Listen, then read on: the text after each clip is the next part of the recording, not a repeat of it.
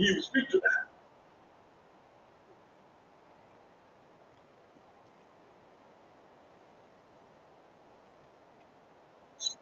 He will speak to that.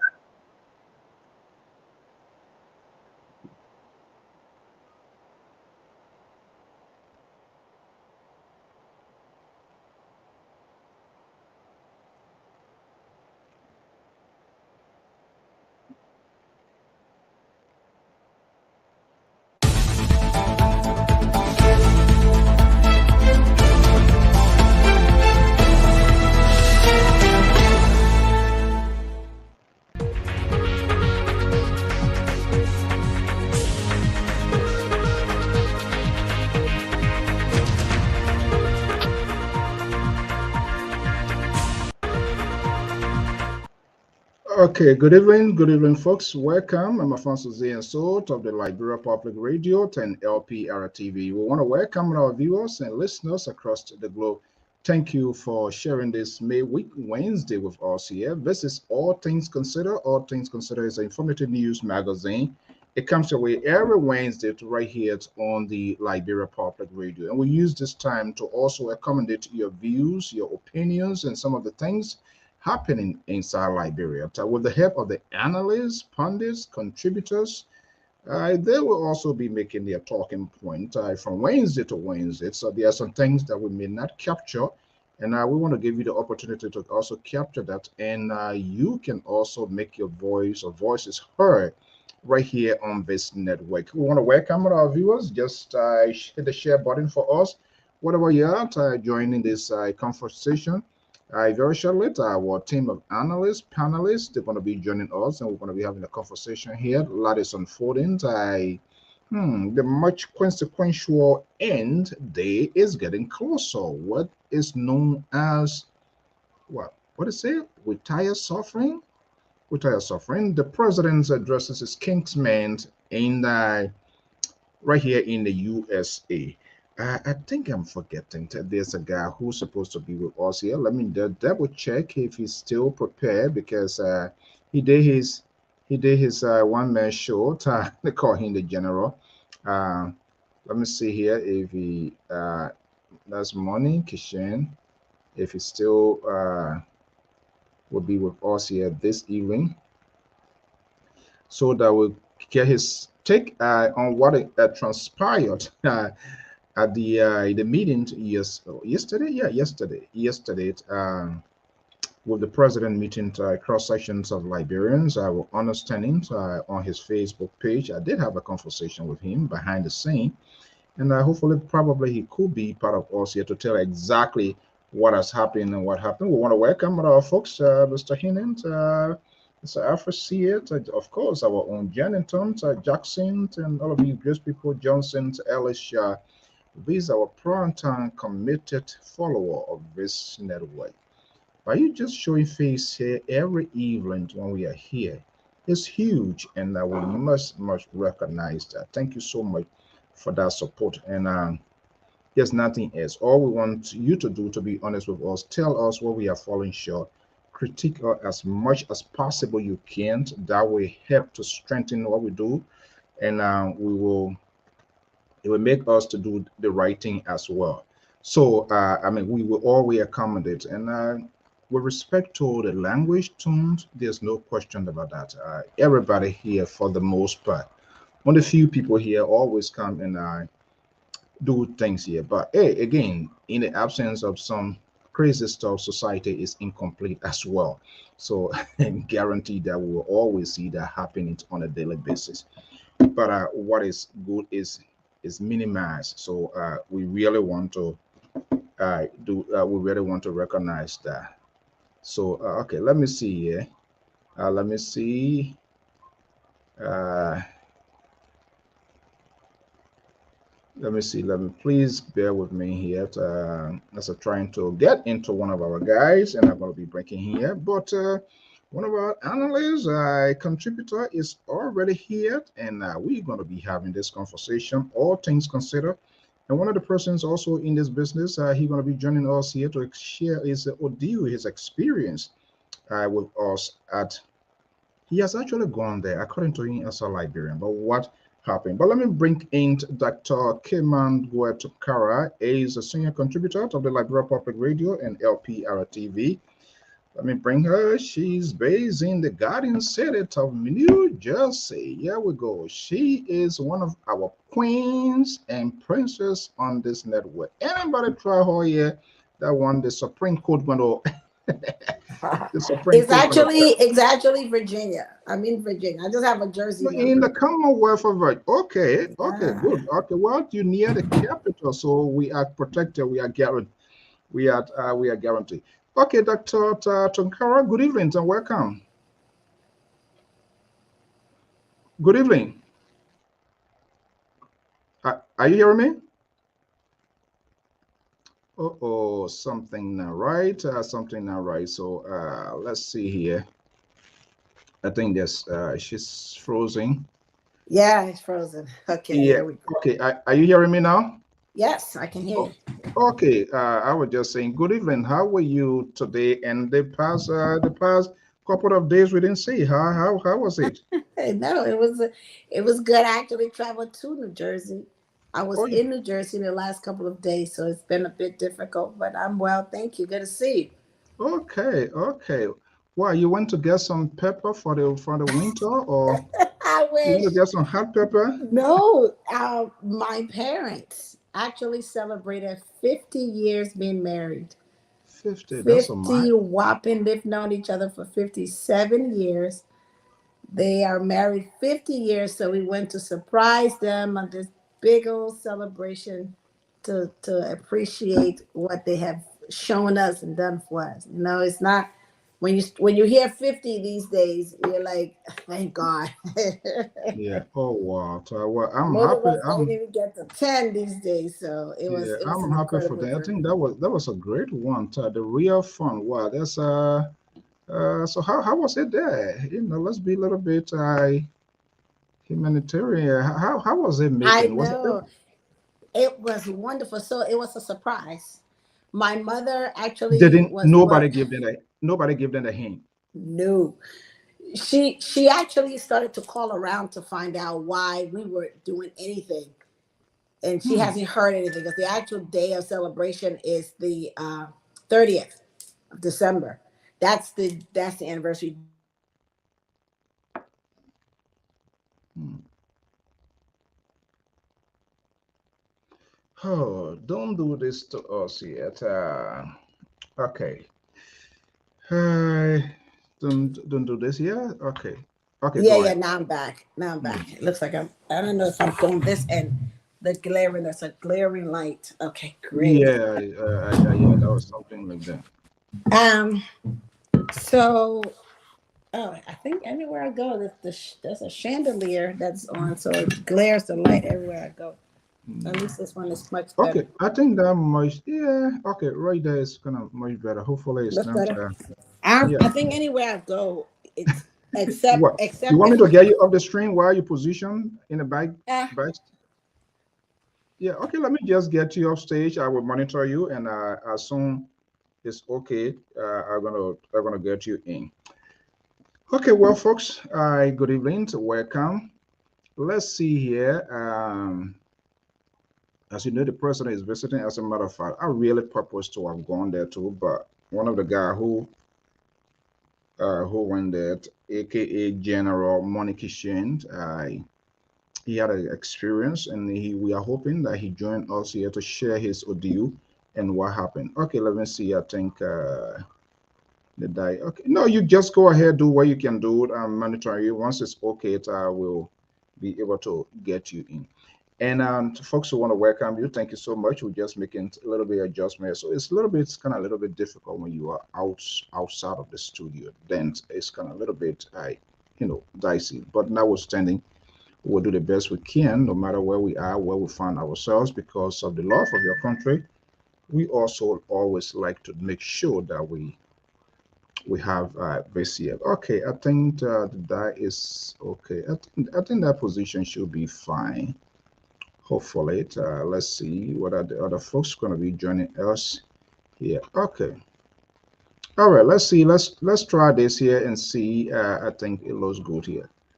Okay, I Yeah, think that's much. that'll work. Yeah, that's much better. So, the adjustment will maybe on the same. Okay, so, all right, Yeah, good. that'll Thank you. work. That it much better. That will work. Okay, so the father surprise. It was a surprise, and everything went great. Surprise. Surprise. None of them knew. All the siblings were in town. I have four. I have three siblings. I'm the eldest. I'm the eldest of four. And we all showed up. And when they came in the hall, my sister brought them in and they just looked stunned. Like, where are you people coming? Whoa, what is going on here? Yeah, you should have seen my mother's face. She was just like, Out because of she was voice. planning she's planning her own anniversary. Nobody's talking, I'm not hearing anything, and nobody's doing. So she was on that.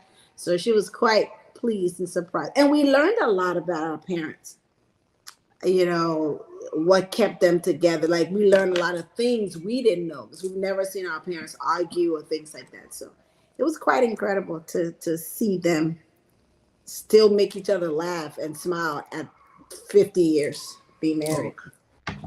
Okay, okay, Yeah. that's good. And we have to they did what they cool as parents, and so at that age, it is time for us to give back to make them to put smiles on their face. And I'm happy that you and the other folks really did that. Okay, let's have our usual talking. Wednesday is all things considered, meaning Dr. Turanka can say, you know what, all of these things have been happening for the rest of the week. I just didn't play them mind, but I am thinking about this other sector of the society. But interestingly, though, retire suffering, that's the core name of of the rally. Uh, our understanding is on the 17th, and I know you express your view, your opinion the other day. But from all indications, there seems still a momentum about this rally. Other stakeholders not embracing it, of course, that's society. Everybody is not going to be Yeah. on board. So, what should we be looking forward to seeing now? We are hearing their outlines, other typical Liberian people that are not in the higher up, different groups of people going to be speaking. They are having press conferences, all of that. The president is in the U.S. I'm not sure whether he gone back. He was throwing some jabs on, where a lot of people protest, but they should be careful. Things that they didn't fix the last 12 years, we are fixing it. They shouldn't break them. That's an Yeah. indirect communication there to the former vice president, who was Ambassador Boyka. So that's quite interesting. But overall, do you still have apprehensions about this retire suffering? Do you still I have mean, concern, or it, let me not say apprehension? Do you still have some doubt why this sort of retire suffering protest, if you will? I mean, here's where I am with it. The Liberian people are suffering. They are suffering because of lack of leadership. I believe they're suffering because of lack of direction. They are suffering because there are no plans. It's, and where there's no vision, the Bible said people will perish. So I think they're suffering because he inherited a war-torn country, and I don't believe that he was equipped or he is equipped. Now, that doesn't diminish who the current president is. It's just that he got more than what he truly can handle as at his capacity. Now, with that said, as far as the rally goes, the people are suffering. That is it. That is obvious. No one is contesting that. I think the timing of the protest is pretty strategic to kind of make some noise, rally up some of the base, go to some of the base, entice people a bit to know who these people are.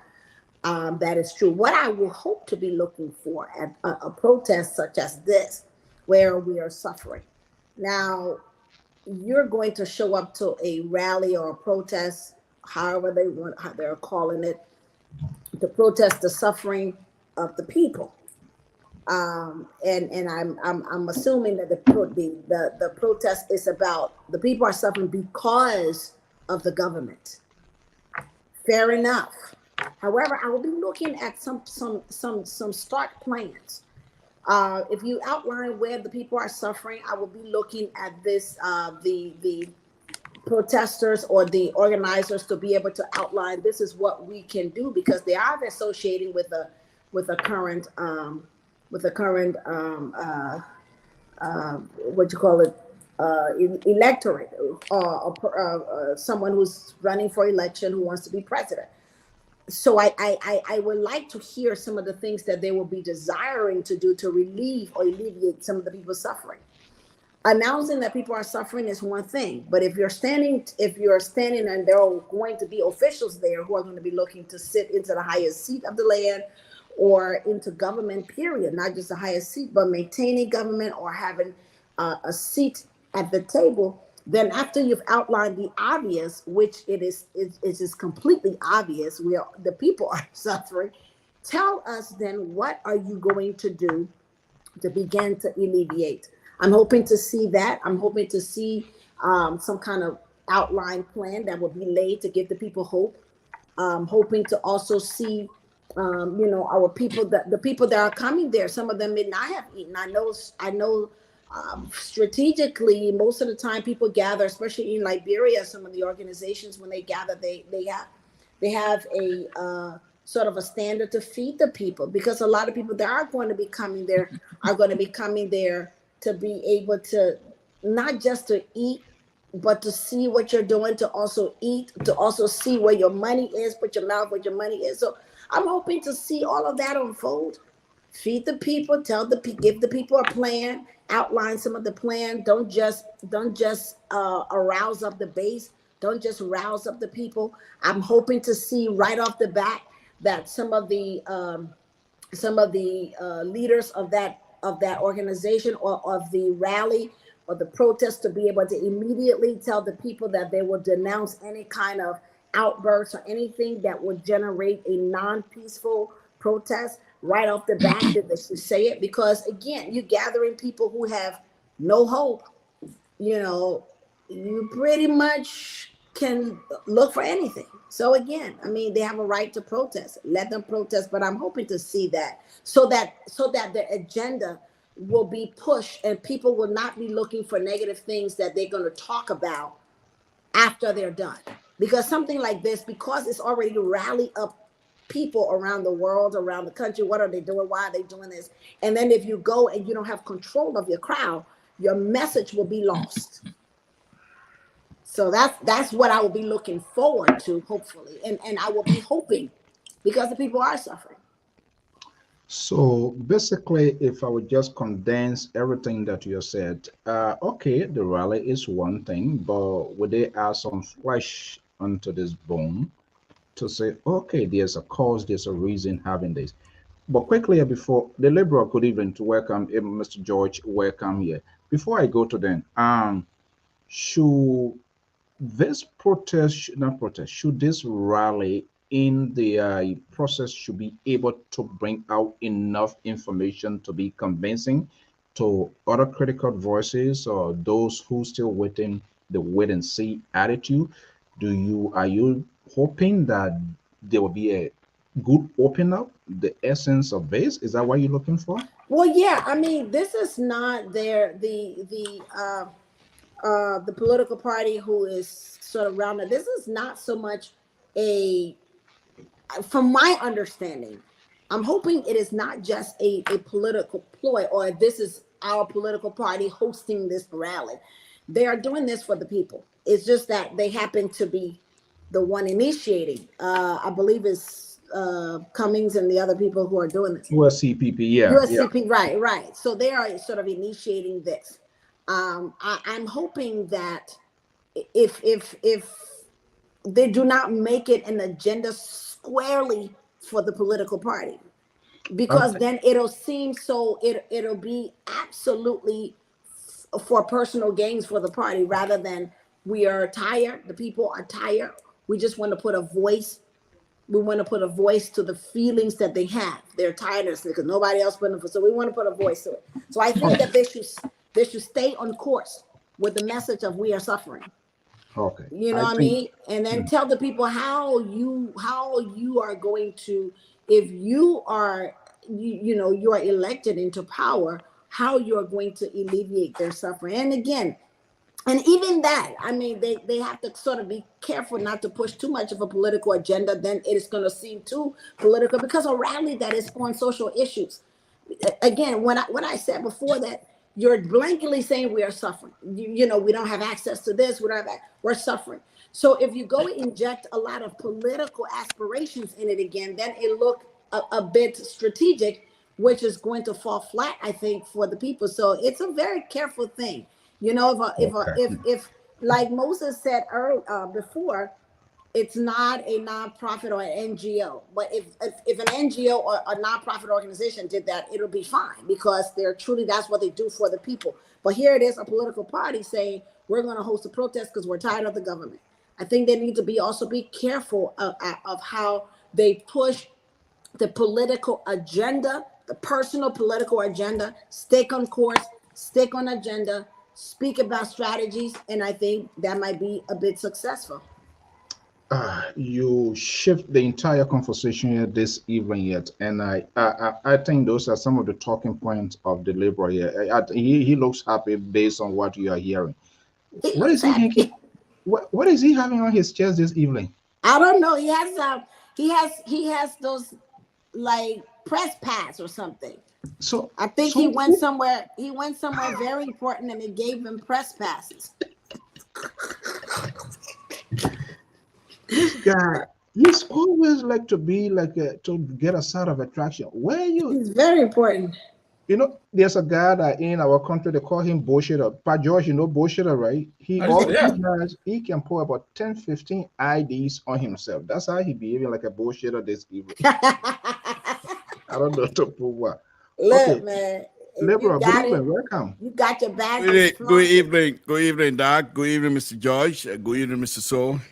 Yeah.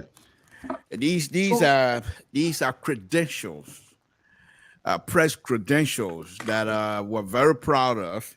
That's right. This was the 2020 senatorial representative election observer.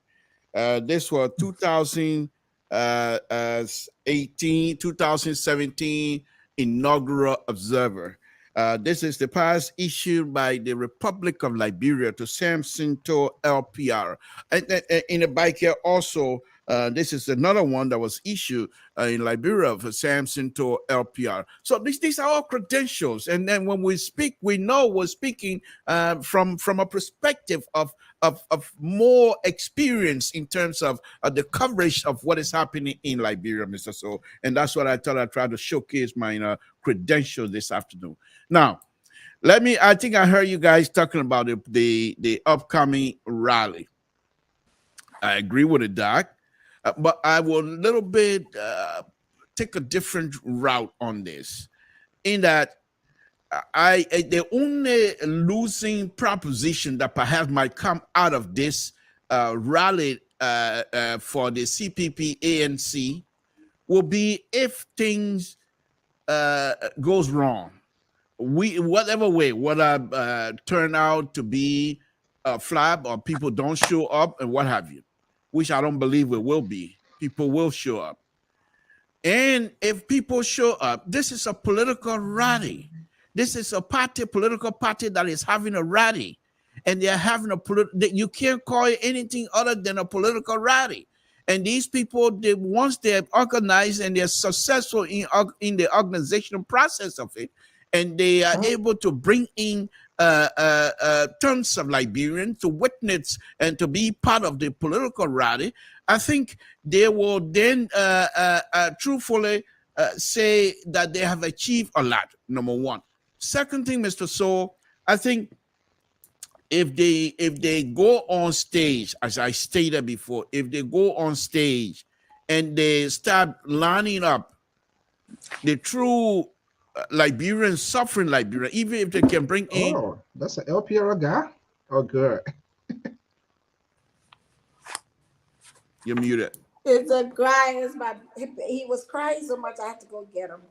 Okay. Thank you. He welcome on board to join the company. Thank you. So, All right. so the issue is if they line these people up, even if they are not from different county, but if they represent the plebeians in the country, that would definitely signify that they are seeking the interests of the people. Now, Right. I don't know how long the political rally is going to be, but if you showcase the plebeians for about an hour and a half, or even have 10 or 15 people, because once you select, even you don't have to do all of that. You just go and say, okay, who's representing the market with me? Who's representing the fish seller? Who representing okra seller? Who representing cassava? You go through that kinds of process. Who has kids in school and are unable to pay school fee? Who are working for the government and is not yet to get paid? Those kinds of people come on the stage, 5 minutes each. They explain to the whole world the problem they're facing. And then let's see if President Weah and his people continue to poke fun at these people as they continue to do, because this is not fun. If they think they're gonna make a joke out of this, they're gonna be surprised. Only if the organizations are not able, like the doc said, if they, for example, they come in there, they're gonna want them, some of them will be expected to be fed. And you can't bring people on no water, you can't bring people on with no food, even if you go and buy sub sandwiches and things like that, and just share with the people. I think it will go a long way. But other than that, I think this is something that CDC, instead of planning strategy to see how they can not counter protest, counter rally, but how they can counter the narrative. And instead, the president is poking fun at this. I think they're gonna be in for a big surprise. Okay. Before I go to there seems to be little collaboration here. In other words, there should be real-time typical Liberians that are feeling the pain, not these one who still riding these big fancy cars, and they are, or the entire program should not be dominated by major political actors. Is that Yes, exactly. And yes, another thing they need to stay away from. They need to stay away from the issue with the bank and the borrower and the delinquency. Because if they call one name on our stage and even mention that, because many of those people that are going to be on our stage, their name is on our list. And they need to stay away from that kinds of subject matter. They are not there to talk about who borrowing what. They are not a bank. They are not bankers. That's none of their business. They're there to showcase the plight of the Liberian people. Don't talk about the bank borrowing. Now, having said that, you can also, without going into that, because the people that are borrowing from the bank, according to International Monetary Fund now, they're saying that because of these people delinquency, because of that, there's not enough money in the bank, which is supposed to be a bank for investment and development, and there's not enough there for the people who are selling cassava on the sidewalk to borrow and do their businesses. The millionaires go and borrow money and they don't want to pay. Now, how do you try to talk about that, which obviously will resonate with the people, but at the same time, people on stage with you, their name is on there. Some of them are delinquents as well. So it's going to be dicey. So I advise totally stay away from it. There's so many things that people are suffering from in Liberia that you can showcase other than the banking issue, Mr. Soul. okay? Amos Joyce, let me bring you in. Something seems to be pivoting in the direction of Dr. Turanka here, creating a status of limitations with this protest. Don't talk this, don't talk this. There's a red line being created, and there seems to be a little bit, because if even, I mean, obviously it is politicians that are organize it. They always like to intercede for ordinary people, but deep down it's all about themselves, bottom line. That's it. Okay. Those are some of the strategy. That's it. So uh, let's, Mr. George, let's look at the speakers, people who are going to be speaking. I know they've been given, one of the good things, there seems to be a chain of communication, information getting out as it becomes available, the way they're starting it.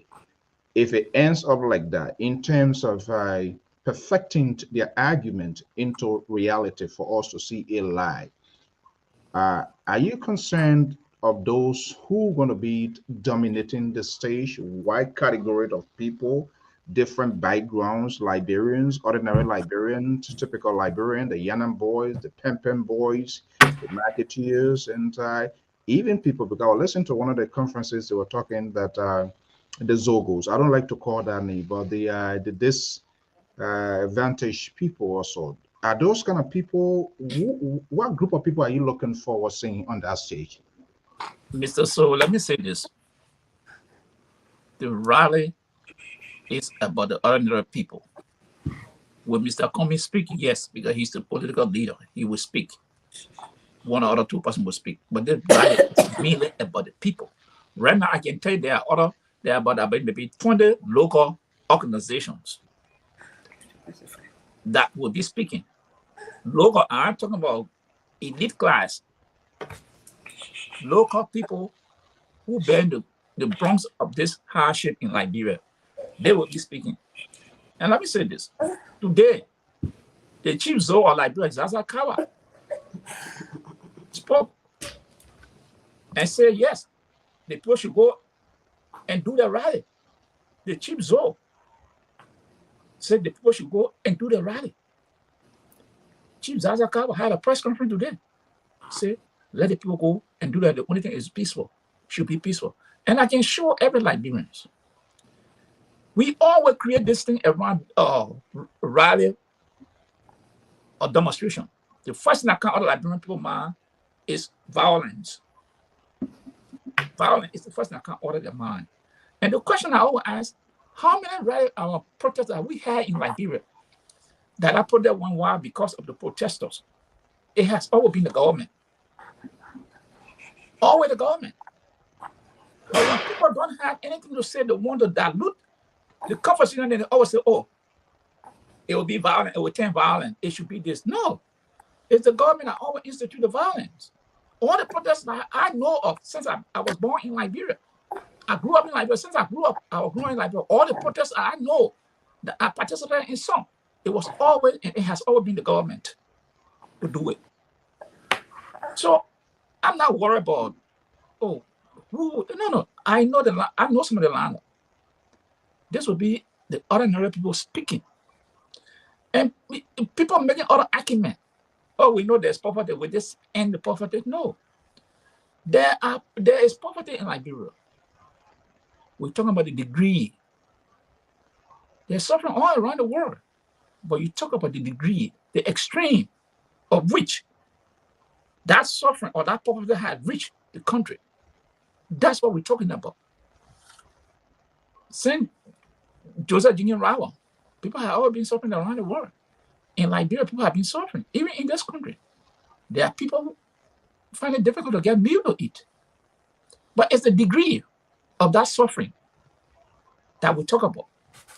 There are poverty around the world, but it is the degree of that poverty. When they reach a place, then people must call a central government to attention. The ANC, Mr. Comey has been speaking on the issues long since.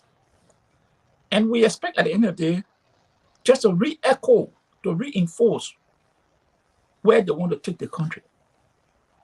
And another issue I want to touch on is this feeling. My people, why we can't be honest? Can you feed 5,000 people at a rally? 6,000 people, can you feed them? Water? Yes. We always want to create something in Liberia that has not been done. But when some group of people want to create other things that to say that they must do this. Sasinto, 1979, the back of my feed you people? No. He never. Not even water. The 85 rally protest one, Ellen Johnson Sally, Jackson Gordon. Did they feed us? They never fed us. Did they pay our way? No. We were there because we were fighting for a cost. people of goodwill, if they want to do it now, fine. But we should not create this thing as a criteria. Oh, will they feed these people? Why are we trying to incite this thing into a protest? Can you feed 10,000 people in the open? Let me hold you there. Let me hold you right there. That's No. that's a rhetorical, that's a real-time live question. Yeah, so yes. What do you want to say? Yeah. Dr. Turonka. Yeah. Amos George, again. He's making reference, which of course, it was a thing that happened in 1979 race riot. That was more or less, it was a protest. Yeah. For our stable food. But he's making the argument now that we wasn't fair then. And so it's not of should be a priority, a concern that regardless of the number of people that are going to be going out there to say, okay, they should, if they are tested, it is the organizer responsible to give them water. Goodwill, you can do it, but it should not be a criteria. Do you agree with that?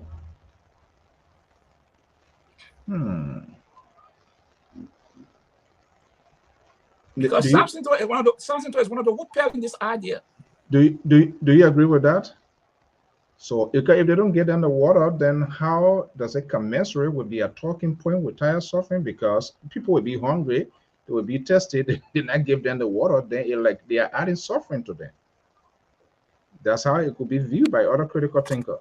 Well, that's the thing of the free thinker is the right. But I'm just posting it out there. In this country, my response to were that. people fair by Dr. King or the institution at the time? So let us look at history. Okay. So okay, I want these people, I want Samson to tell me why is it now that people want to make it an issue that when you put in 500 people order, you must feed them. Whether you write or protest, you must feed them. Can anybody do that? Or what did it happen? Maybe I'm still somewhere else, I don't know yet, but I want to see where these things started happening. And I made references. 1979, Samson was part of it. When Ellen Johnson was in the opposition, demonstration we had in 3 or 4, nobody was fair. Nobody raised the issue that how we want to feed these people. Nobody raised the issue how people be transported. Nobody. Okay, hold on one second. So I want to know. But today, hold on, Mr. So, yes, people can provide transportation to say, hey, at this point, buses will be there because certain people who want to come can do that. That's goodwill. But to say, to feed people, I don't know. Let's someone tell me around the world where people had the rally, they can feed the people. Let me know. Okay. That's a fair statement, and I think that's an arguable statement. I think when I was alluding to providing at the very least nourishment for the people, and I agree with you.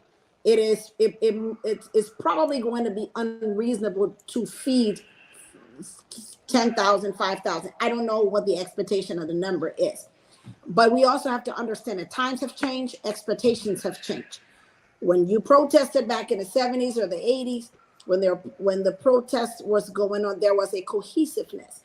There had been a precedent that had been set in the country because of the dire need of the country. Anytime people are gathering together, because there's a shortage of food, there's a shortage of people have lost a lot. So the expectation is, if you want us to come, at the very least, provide some fluids, provide something.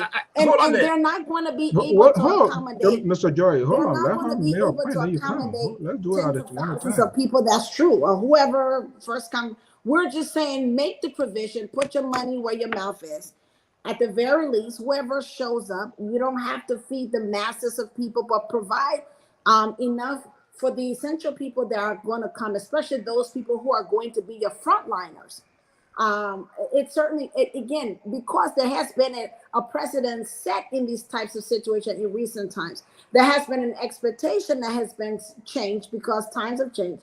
When you protested, certainly it was for some genuine change.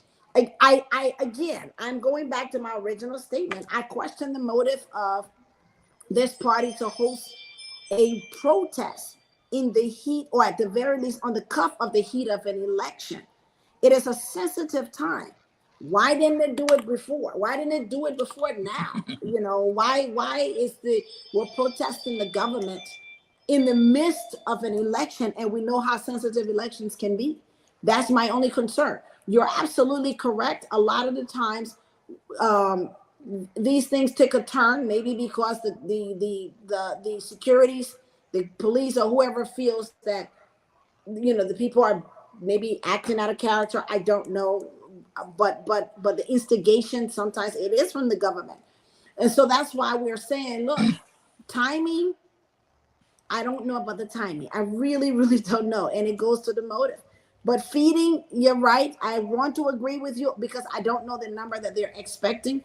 I don't expect. They are anticipating this. Okay, this is what it said in their relief. They are reached out to 75,000. Their target is 100,000 to turn out. That's huge. Yeah, But well, let me get something here. The most recent protest in Liberia, the June 7th, 1,000 turned out. The only thing people could do, some of them to be there, was to give water. And that number of people that turned out June 7th, you could not supply water to all those people. You could not. No way. So what I'm trying to say, of Google, fluid, yes, there will be fluid. But to say to feed people, I vehemently disagree with anybody. June 7th, we did not feed people.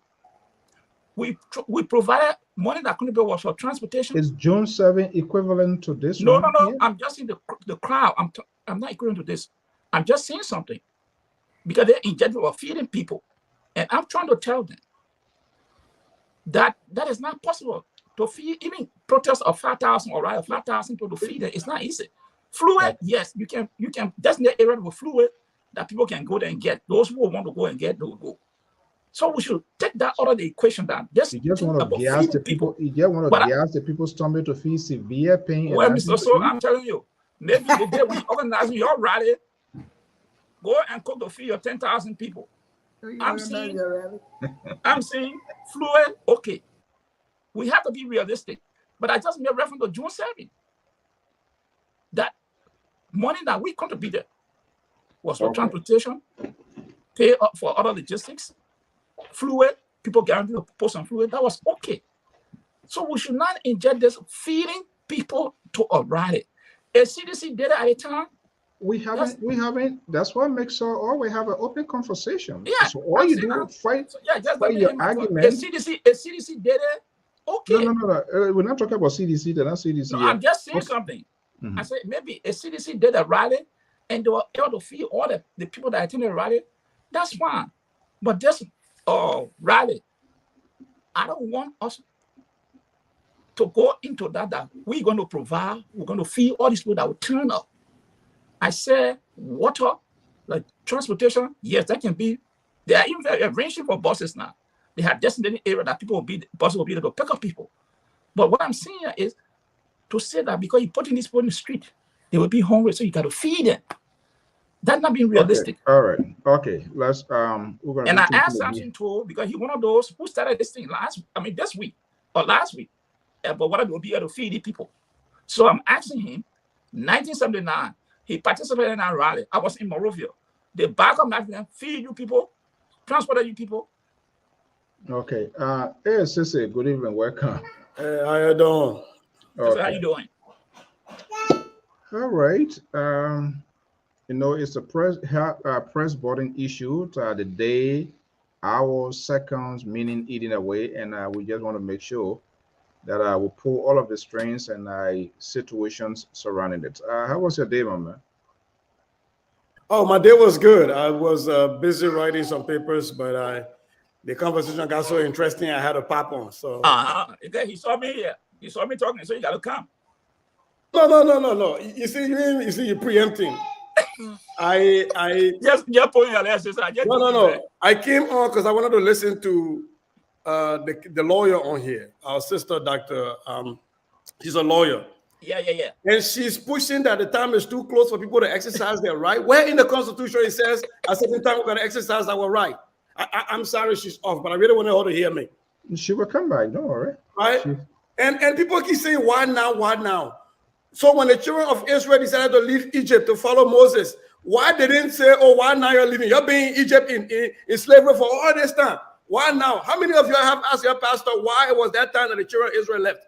There is a time and season for everything. This is the time that people have chosen to protest. Why is that an issue? People keep saying, oh, elections are around the corner. Elections can even be tomorrow. You still have the right to protest today. The Constitution does not say you cannot protest within a certain time frame before elections. I don't understand why people are having this conversation. If political commentators and political actors don't feel that the people have the right to protest 2 days before elections, then they are missing the mark. Because the Liberian Constitution allows for you to protest even on the day of election. Anytime. Anytime. The children in Israel, they stay in Israel, they suffer. The day they got ready, they left. Nobody say, oh, why are you leaving now? All the time, yeah, why are you leaving early? Why are you jumping behind Moses now? The man who killed somebody, you're following now to run away. Nobody ever said that. Y'all go to church and pay offering for that. Why are you doing that to the ANC or the CPP? The other thing is, we have had so many protests in America. I was here at George Floyd, Minnesota. We had a lot of protests and rallies. We didn't feed one person. Who goes to rally to feed people? Where has that ever happened? Where? We occupy Wall Street here. When we talk over Wall Street in America, we're occupying corporate places because of the corporate greed. Now, one day, one Democratic person brought food for me to eat. When they taxed enough already, the Tea Party was protesting, the precursor to Donald Trump. Nobody getting food. So why don't they bring dividing food for people to come in to exercise their right? Yes, they were people from trailer parks. I lived in trailer parks in America. I went to those rallies and were hungry and went back home. What we're suggesting, and well, first, my argument was made without information on how many people they're anticipating coming to this rally. What is the agenda of the rally?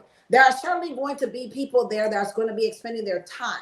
My concern was gathering people that literally have no food, no access to the basic essentials at the very least.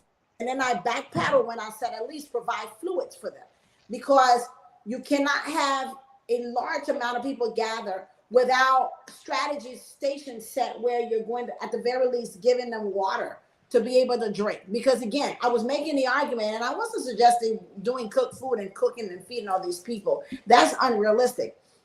I think what I was mainly trying to get at, and I didn't know the amount of people that are going to be, now that I hear the number, of course, it is virtually impossible to feed the expectation of 75 to 100,000 people. I stand corrected in saying that argument will not stand. However, I think, again, we're dealing with different times. We're dealing with different situations.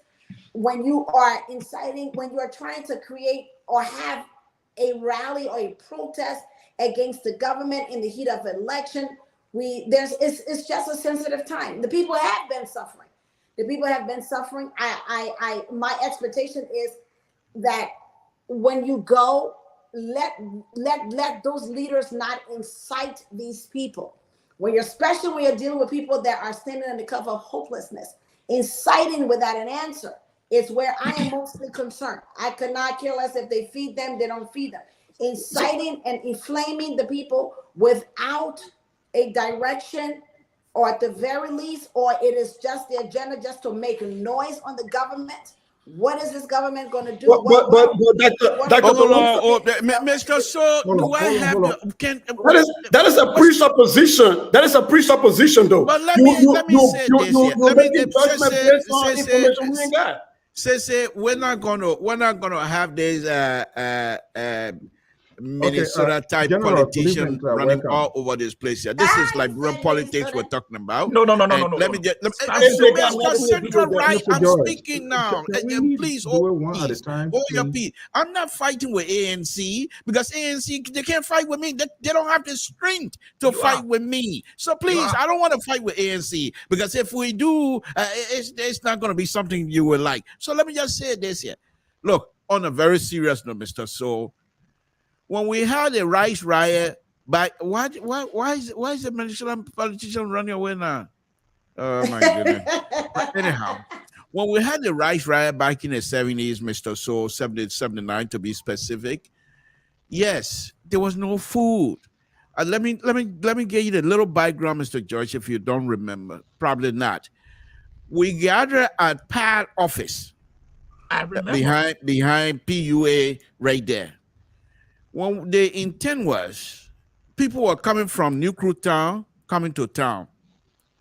And when the night before, the PAD officials or hierarchy decided they wanted to postpone the protest. But in the morning, by the time they got to trying to take down walls around, people were coming all over. When we gathered behind, they said, okay, let them get here. Deacon Collard, as I remember, took the bullhorn and stood on a little table in the center of that little square where they decided to put over 300-400 people. Now, when we were there, he was trying to explain to us the processes and everything else. The police, who had felt that the army were not doing their job, the police commander, whose name I still don't remember, but he's a very light-skinned guy. Scott. His name was Scott. Okay, a very light-skinned guy. He came over, he decided that we should get out of government sidewalk. And he wanted every one of us, you have the right, but you got to stay on your property. He wanted all 200-300 people to go in that little atrium what they have. And that was not possible. That's how the riot started. Now, I'm not saying here that when you're going to put people together, you must feed them. That's not my point. I'm suggesting to you that if you're going to say the theme of the rally, we're tired of suffering, there's some in Liberia, and you're going to have 7,000 some more people. I hope they get more. And then on top of that, there will be people that will be coming. Do you have the logistic in terms of people wanting water to drink? What if somebody comes in there hungry and say, my people, you got to give us food? Where is the food? Are you prepared for that? Are you going to tell the Liberian people you come into the rally, we ain't got no food for you? Those are the things that I'm talking about. I mean, let's center right. Let's keep the conservative idea on one side tonight. Let's try to be realistic, and let's see if you can come to the liberal way of thinking and doing things for once. Because you conservative, you guys are not being successful, and we cannot have you to run the government of the Republic of Liberia with a conservative ideas. We have to inject some of our liberal views, so that you will clearly understand that Liberia is not just a one black stuff. This is a country with different view, and we must be allowed to express our view without being castigated, and allow Mr. So to allow you to take our view and twist it. You and the northern liberal that the real liberal don't trust. You guys twisting my word. How many people went there? Okay, all right. So I invited a friend, a brother who is also in this business for us to join the conversation here, because that was just quite interesting what we saw a day or so ago. The General, good evening, welcome. Yeah, good evening. Good evening to all the beautiful people out there. Good evening, Doc. How are you? How's everybody doing? Before you speak, I will have to. I want to take permission and leave. You know, yeah. I'm a analyst, but I'm also a mom, and my child is crying on top of his lungs. So I Is it a ball? Hopefully the liberals gonna hold my position, but I have to go. You see, I play balloon on the side with my own, so you gotta double task. I play balloon. Okay. Yeah, man, Okay, I'm with you all the way, man. Okay, thank you so much. All right. Thanks, Doc. Thanks. Okay, Bye-bye. Okay. Thank you so much. Yeah. Okay, General, thank you for coming in. We're going to switch gear because there were other things that unfolded. The president is still here. So I just thought like I reached out for us to have a conversation to get a much deeper. So we saw the video, we saw the images. I don't know whether it was a one-man show. Who asked you to go there? Did you representing any institution? But this is let's just give a little bit sound by the event which you have attended, perhaps to ask questions, and that did not happen. So let's play this, and then I will bring you in. But you know yourself. You know, I'm overwhelmed when I'm with you. It's an opportunity for us. Yes, we came to the U.S. Africa Leaders Summit, but we knew that our citizens in the diaspora are here too. And Okay, our citizens in the diaspora are here too. This time around, the general, you were one of the citizens that went out there. Was that yesterday or day before? Yesterday. Yesterday. Yesterday. Okay, you went out there. Was there any special invitation? And the president put it into context. I was citizen, so I didn't see him being selected, who to go, who not to go. But you went there, and something happened unusual. Okay, Mr. So thank you very much. You reached out to me yesterday. I think we talked. You see, I have no business going to CDC program if it was a CDC program. When I received this flyer from one of my friends, they have on the flyer diaspora Liberian. So I thought it wise. I said, you know what? You know, he's the president. It's better for us to go and listen. Maybe he was going to tell us something for the last 5 years that he did. And to be frank, people warned me. Actually, they said, don't go there. There were other people who tried not to go. But as usual, when I go in, I carry my telephone, my iPad, just in case to record and be able to share the message to other people. So on my way there, I called someone called Albert Mo called me and said, oh, they will have to register by 12 o'clock. I said, damn, I won't make it 12. But can you register? He said, oh, no, don't worry, I'll register you. Yaya Sharif, the chairman for CDC in Philadelphia, my childhood friend, he said, oh, Mona, don't worry, man, we'll register you, don't worry. So when I got there, in fact, they requested for my license, my driver license. I sent it to them. So when I got there, I walked in, everybody were there in ANN CDC uniform. So I started laughing. In fact, when they saw me, they were surprised. Some of them said, what are you doing here? So I did laugh, and some of them came, they were nice. So, oh, thanks for coming, man, at least you here. Some were talking to me, said, listen, man, I like the way you can run your show. I know you don't support President Weah, but thanks for coming. But everybody in there was in red, white, and blue. And then one of my friends, myself, was sitting. I said, why? If I were to wear my opposition T-shirt, I know you'll really get pissed off. So I went to the front. They were trying to set up. The table, everything was set up. Then Gilman came to me and said, oh, you know, you're not going to record this program because you got to be accredited. There are so many Gilmans. Who should have Gilman? Michael Gilman. Okay. The guy from the Judah hat. So I told him, I said, listen, Gilman. I said, stop it. I did my, I said, stop it, man. I said, this is a Liberian program. This is an open program. This is a public program and a town hall meeting. I said, you can't stop me from going live. Or which are the institutions? I said, listen, I'm not representing no institution. I said, why you want to stop me? So I said, listen, please, I'm not here to talk to you. So I started a conversation with 3 guys. 4, in fact, there were 5 or standing around me, everybody talking, but they were all nice. When I looked, Prince Sharif came. And he passed, we're all speaking for us. I said, hey, my man, what's up? What happened? You want to talk to me? He went to Gilman. I don't know what they said. We're sitting there. To my surprise,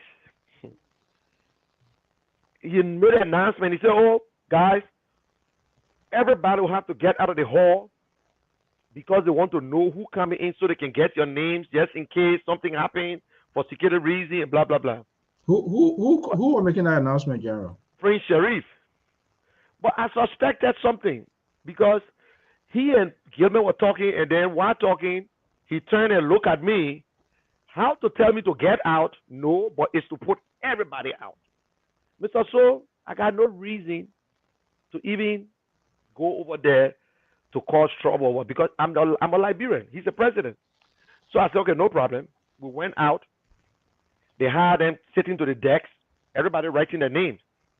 I was 4 persons away from the decks, and this fellow said, excuse me, I got a special announcement. If you are here to cover this program, you need to have a paperwork or you got to be accredited and whatsoever. So I said, oh, Gilman told you the same thing? By the time I uttered that word from my mouth, man, I said around me in the sedition. Yeah, you're not belong here. You're not supposed to be here. Go to Ellis Cummings' place. Go to Ellis Cummings. So I started laughing.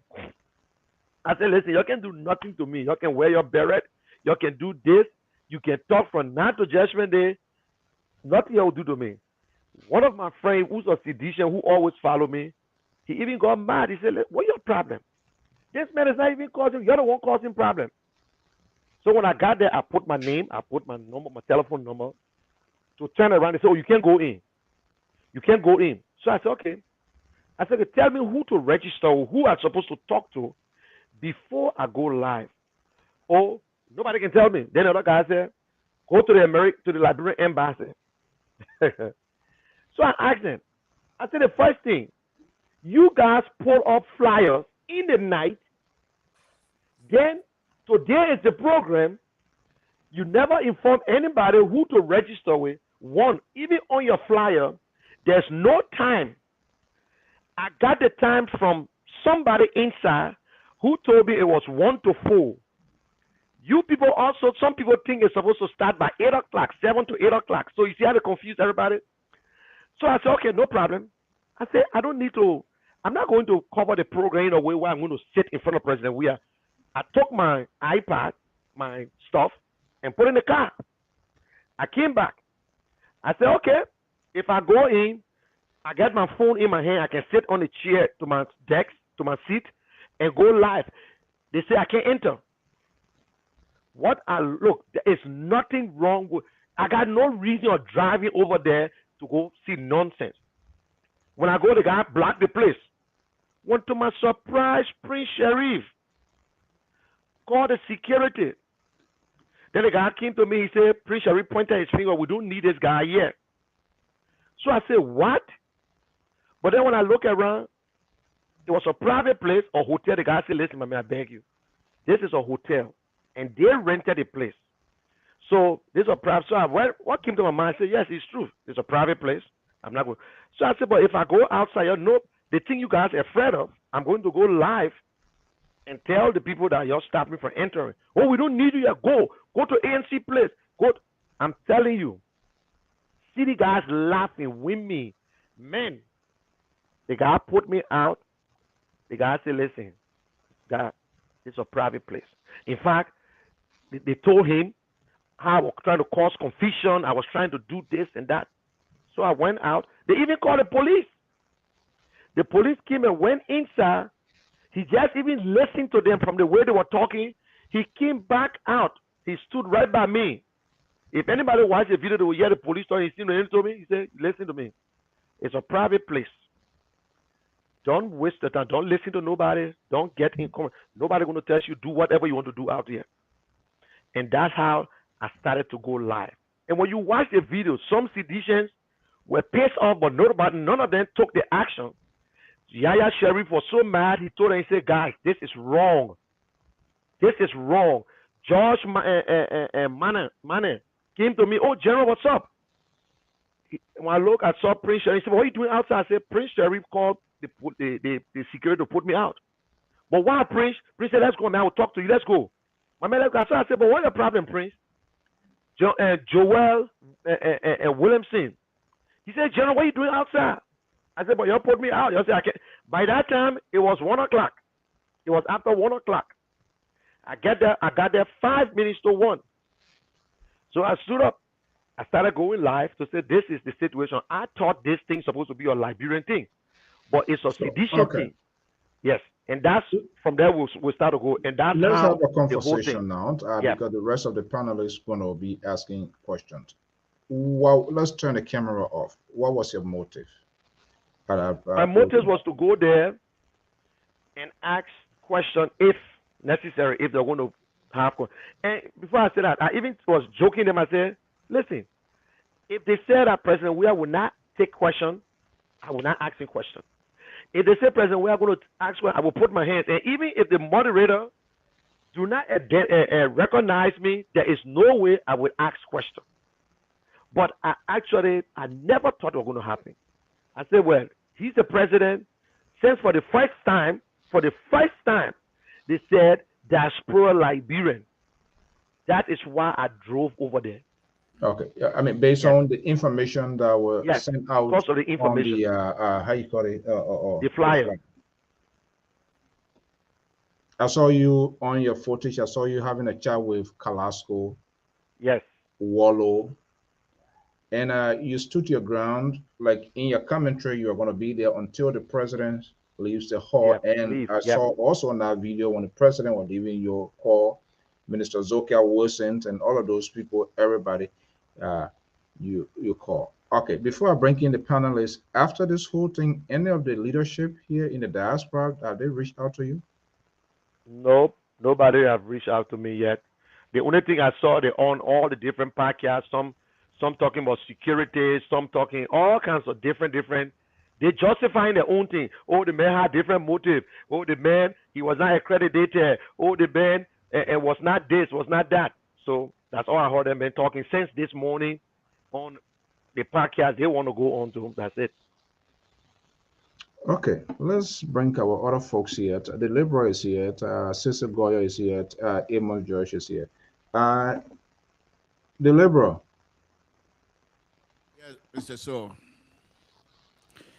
I heard a general, and I think yesterday when that news came up, the first question I asked myself, and I even asked out loudly, was why would the general even bother to go to places like that? But then after that, I thought to myself, he has a right to be there. Especially when people started explaining when I was reading on the part that they said a Liberian were invited. He's a Liberian. And if the president can go around and tell the international community and tell people in the diaspora that I want the diaspora Liberian to work with us, I want the diaspora Liberian to come home and work, and I also I'm president for all of those, all Liberians, and then you're gonna have people the like of Michael Gilmans and Prince Sherry to take control of CDC America. That means they're weak. The seditions here in the United States to allow where are the educated seditions that we all be talking about, praising them? Where are they? Are they so weak that they would turn their leadership to the like of Prince Sharif and the like of Michael Gilmer to lead them? To lead them where? By doors? That is unacceptable. That is unacceptable. But Mr. So, this, let me just say something here very quickly. In the 70s, around 79, ending of 79, beginning 1980, when the two-week party time, when God said your time was over, there was the radio station, ELBC, one evening, and the commentator decided to go to the market, right, the Baker Market, right opposite BTC. And they were asking a lady, and the lady went on to say, they think we tired now. We say birabo, tobo say birabo. We say fireko, tobo say fireko. And even that week, elementary student, that they were giving notebook, copybook we call them. They were booing the president. And this is just another example that these people's time is over. They had nothing to offer. They have nothing to offer. The president of the Republic of Liberia showed up in a town hall meeting style that you call it. And you're going to bar certain people. I thought you were going to showcase specifically, knowing who he is, someone who admired the seat, I mean the ANC, and who you claim is a member or likes ANC, you bring that person on board and demonstrate to that person that we the sedition allow people to ask our president any question you want. We got nothing to hide. But if you have nothing to offer, Mr. So I keep saying this, in anything you do, especially when you are engaging people and you have nothing to offer, you have two things to resort to: either cussing or fighting, because you got nothing else to talk about. You got the language escaped you. Prince Johnson come and Prince Sherry, yeah, I can call him Prince Sherry, come out here and talk all kinds of rubbish on his podcast, which, you know, well, some of us admire the young man. Okay, they're and Michael Gilmore to be the face of CDC America. Where are the educated seditions? Because they won't do this kinds of stuff. So, Mr. So, I don't want to raise my blood pressure or anything here. I will just say this here to the general. Those of us that are in these kinds of business, I feel embarrassed for us. Thing live, you got to register. I said, Gilman, I said, accreditation for what? Accreditation for what? He said, well, I'm just telling you, because before you're happy, then you say, and I tell you. I said, okay. I said, nobody can stop me from going live on a town hall meeting. On a town hall meeting. Why would you want to stop me? So, I thought he was joking. So some sedition came around, they were talking. Somebody, look, I want to have to, somebody were nice. Somebody, the other guy said, my man, I enjoy you, my man. You know what I like you for? You objective. I know you, although you're not sedition, but you say your thing the right way you need to say. You know, people are saying this, man. Later on, they know that to get me out of the hall, they said, oh, everybody got to go back outside to register their names. So at least in case of anything, we know that you were here. I said, okay. But I read the show because I saw Prince Sherry talking to the guy. So I went online. I said, but what I'm going to do it for the second time again. So when I got there, before we got closer, the guy said, announcement, please. If you are here to cover the program, you need to show us some documents if you're here to cover the program. So I started laughing. I said, oh, Michael, the one that's telling you to stop me or what? Oh. So we just want to create that sort of connection. Before Ceci and Pat George come in, what sort of document were they asking for, Monique? They said I was supposed to get some ID card to come and cover the program at like a communication team or go to the embassy. In fact, they never called the embassy first. So I said, who can I talk to? Finally, the last guy said, go to the embassy. I said, what? Leave from here and go to the embassy? I said, you know what, forget it. That's why I decided to put my stuff back in the car. I said, okay, I will go inside an ordinary car, but when I step to my seat, I don't need to stand. I can stand. Oh, no. You will not even use your phone. I said, so you're telling me the other people in there will not even use their phone? They said, no, we already got people to carry. I said, but in fact, you will go and change the story. I said, if you're going live and I'm going live, I said, I wouldn't want to share this thing with other Liberians who are not here, not everybody on the same platform. So that was the whole thing. And he called the police on me, he called the security, and that's how I went out. Okay. Cecil, do you have a question for him? Well, I can't ask him a question because the whole situation is absurd. Look, and no disrespect to you, Monique Shan, the general. Is the CDC telling me that they are so afraid to expose President Weah to the press that they're afraid of Monique Shan, the man who got what? Less than 300 people on your podcast? No disrespect to you. Sometimes the strategy, you got to think through the logic, right? So here is the thing, and because people don't think clearly when they do these things, this is what is happening here with that situation. Okay, if, for example, they suspected that the general was going to be there to create chaos. Why don't you let that play to your advantage? You wait, you allow him to be disrespectful, you allow him to be out of order, then you ask people to take him out of the place. Then you say, you see the CDP people? This is why they want to do him Monrovia, but they didn't do it. Finally do this, Carly. I gotta go and come back. Okay. Okay. Mr. Joyce. Yeah. Look, let me just pick up from what Cecil left.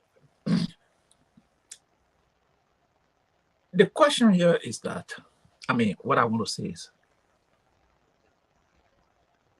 President Weah is trying on the nickel and dime of the Liberian people. He didn't come here on a private visit. He's trying, the Liberian government is the one that sponsoring that trip. The town hall, maybe I missed about, he see anybody from the embassy. What's the press attaché from the embassy? The security. There should have been a coordinator between the embassy and the security that would be at that point. I didn't see none of them. Prince Sherry, Michael Gaiman, what is the role in the Liberian government? So it means that the whole team, the embassy at Washington was out of it. This looked like a private visit that we want certain people there. And this kind of thing, it doesn't occur well for the very president that spoke at that summit at the opening. That's why already somebody called me and he said, oh, I know you're against everything the president talking about there. And I said, look, words, you say things, the actions doesn't match it. I said, yes, the man who talking about democracy in Africa. What example leaders are setting for the people to return home, and he come in the same very city he spoke. They make an announcement that everybody should go to this meeting, citizenry from the country should attend this meeting. And you don't have a representative for the embassy that's supposed to be there. They are not there. You take two other Liberians to handle the program who doesn't work for the government, as far as concerned, don't work for the government, to handle such a program. What that speak about that man, the government that he runs, what does say about it? So, and now somehow come. So quickly here, before this, but George, laying your point here. So what I'm saying here, it's just sad. And they just show you how divisive the people are becoming in the country. And they are doubt of themselves now at this point, because if they were confident of what they're doing, this kind of action will not be taking place. But they have doubts about the performance, and which it can be displaced now. Okay, so before Cece come in quickly, Cece, please. Monique, let me ask you this question. And I will try to reach out to Mr. Gilmont, Mr. Prince, Sherry as well. It's not a matter of investigation, but just to keep the balance in place here. Now, do you hold the president responsible of what has happened to you? No, he's not the one that put me out. No. Say it again. I didn't hear you.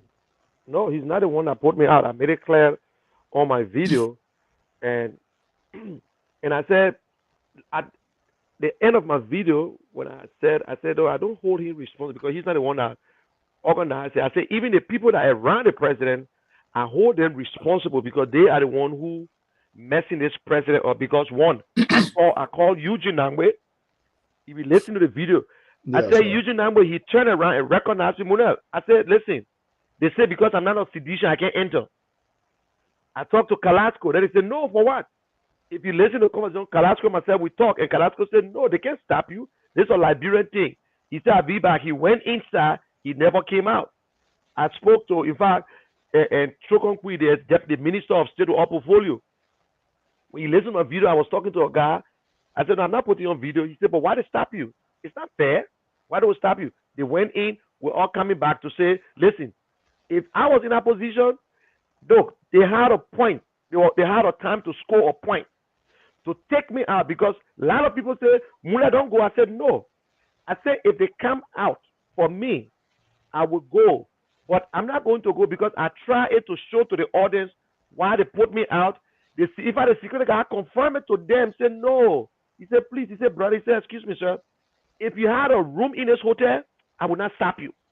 You can come in this lobby, but because they rented this place, I was not even allowed to stand on the steps. And the police, the DC police came to me and said, listen, that's a private place. If this is a public building, nobody can put you out. But this is a private place, so on the sidewalk, you can stand. And every one of them came to me. And I told you, I said, man, Josh, he said I was wrong. Joel Wilson, he said I was wrong. Yaya Sharif, everyone said wrong. But when they went in, and they never came back.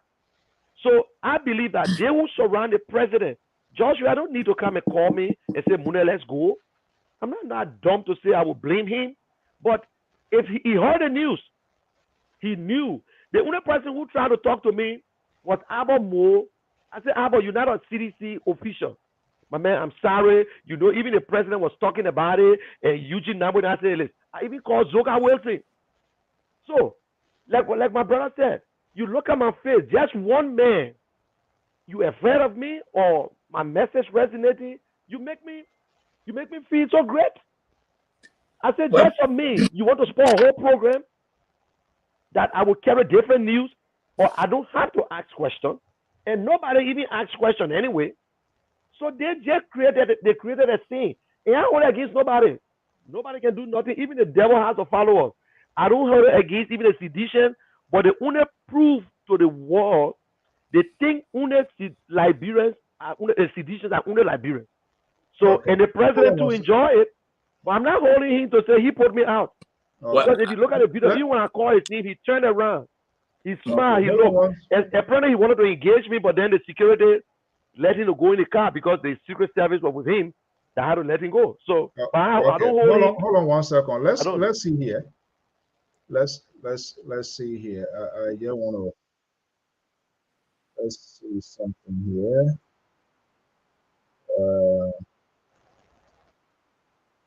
Okay. All this, I say all this. No. Now I will not be bad to say that all citizens. No, I call the name Prince Sheriff or whatsoever. The man told the man go to security, and I beat that's a private property. You can't fight it. Yeah, nobody speak to my too.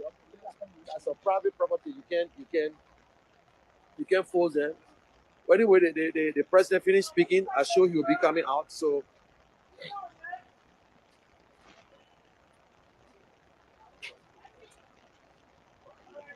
Go. What's up, Chief? How are you, man? Oh. So you bring a camera, man? Man, I came earlier today. You know the garden, real song thing, and they call it. They say I'm not allowed yet. Sure. Oh yeah, and Prince Sherry and Michael Gilman. They say I'm not allowed. And as a private property, I agree. Hey, no. So they go out. And if I call one of the police, I say, no, let's stay out there. You don't have to be there. This is quite interesting. Seriously, before you can, how many hours you spend out that money? Well, it's the whole thing. I think from 1:45, the program should have been from 1 o'clock to 4, and the president arrived there. I think 10 minutes after 6, and I was out there, and certain time I went in my car and took something. I went to there's another lodge or little bar. I went and got coffee, started my car, charged my phone, and came right back. But the program when the president went in, I think it lasted for like an hour, and then I was there until then. I just wanted to make sure that they're aware of it. And in fact, if you listen to Director Wallow, everybody was surprised. Look, the people that run the president, that people I know personally. Let me ask you one question. That the problem is up to them. I'm not worried about it again. Yes. Let me just ask you one question quick. How many of you are standing out there? I alone. You know George Weah. Very well. So you gave me a pass that he's not responsible. He's innocent. No. I'm trying to say I cannot tell you that he was the one who ordered them to put no. But okay. What I said, like when he went in and saw the situation, maybe like people who saw the whole thing, insider, start to blame people who say, listen, but even Eugene Nangbe, man, could I tell the president or come for you? Even Carrasco. That's my point. You spoke to Carrasco. Yes, so that's why I'm saying they are the one now who went in and never came back. After they just agree, after they say, no, it's not supposed to happen. Okay, wait for me, I'll be back. And they will say, wait for me, I'll be back. And then they won't show up again. So it's like they empathize with me, but we're all showing up. So even people who are texting me, Munir, don't go in there. I said, no. I said, I'm not here to call. I'm not protesting. If any one of them come, I said, if they're smart, they will score a point. They will take me in there, maybe put me in the front and show my face, and then me President will say, my man, what kind of question you got for me? To make it look, but I'm not going to. There is nothing there to confirm. But if you go on the political side, you say, you know what? The president, I will blame the president because the people that are around him, maybe they told him, maybe. So I don't know. But according to Joel Williamson, he spoke with a lady when the lady went in there and told him, Joel, he said, the guy said, just wait. Joel is one of the guys who organized the program. While the woman talking, Joel came and said, listen, this thing here is above me. That all he said, I am calling names, is above me. And that was it. So I said, oh, what, above you? So I started laughing. But I'm not giving President Weah a pass. I am not giving him a pass on it. But I only trying to tell you that the people that surround this man, the leaders, his eyes, his ears, is the surrounding. Maybe they told him, listen, my man, let's just forget it. Maybe I'm making a disturb. Maybe that's what they told him. My man, just forget it. Because I saw some syndication talking about security risks and where it was a security thing. So in fact, one of the guys asked the guy, he said, if it's a security risk and the president is being guarded by Secret Service, they will be asking Mr. Kishen a question by this time. You know what I'm saying?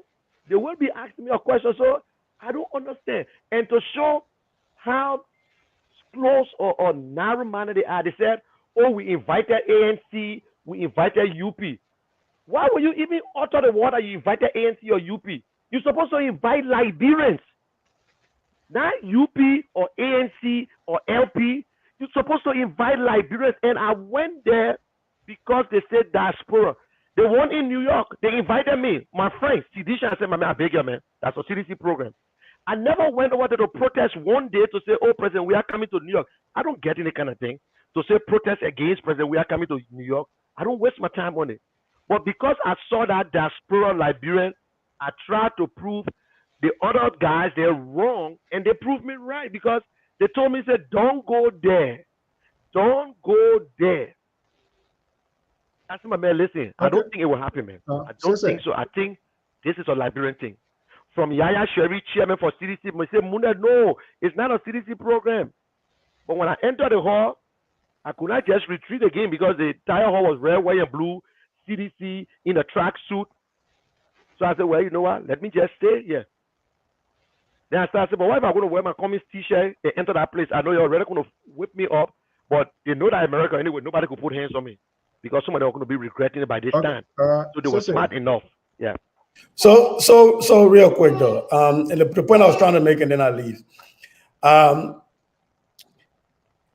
If the president is, when the president is in the U.S., he's guided by Secret Service. Yeah. Yep. I like what you said, the general, that you don't blame the president for this, because I really don't believe that things like this rise to the level of the presidency.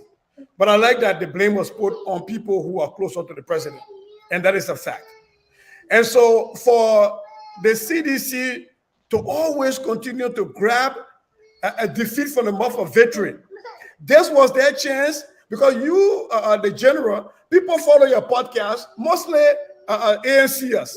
So those people that were not able to see the president on CDC podcast would have seen him on your podcast. Yes. So I really don't understand. Okay, you want media people because you wanted to ask questions, fine. But all Liberians that coming in got cell phones. Did you take their cell phones from them from going live? When the president took the oath of office at the post SKD, did they take cell phones from people from going live? Was it not a security risk at the time?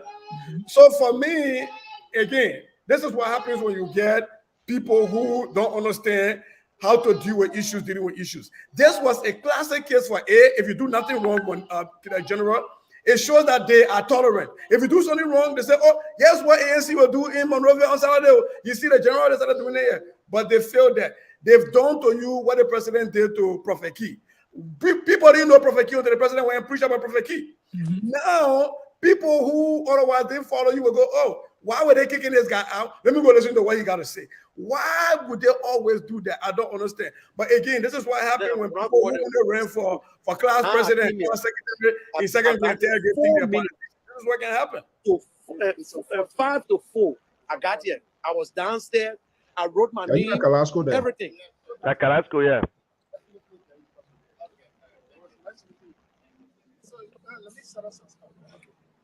Okay. You said you were trying to set up. You were trying to set I up. will come back. Let me take my photo in. I will come back. Okay. Allah. So now the question becomes now, will you go to any of the functions again in the near future, even if the president said the citizens were invited? No, I would never go there to any program that would be held unless it's organized by the Liberian Association in EULA or through the Liberian Embassy and with a proper information. Not to give, because some people, look, it's a sad thing for us. The country, I only believe that we are divided, and it's sad.